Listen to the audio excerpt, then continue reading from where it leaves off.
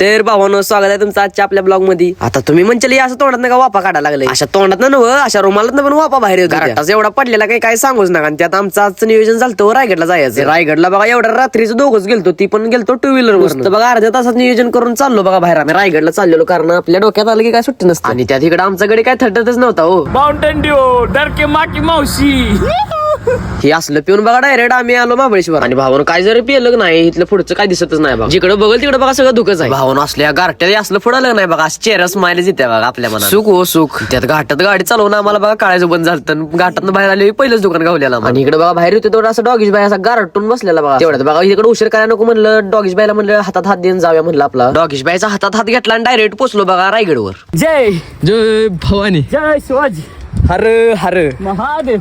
तर भावानं फायनली आता किती वाजले? बरोबर 6:13 झाले.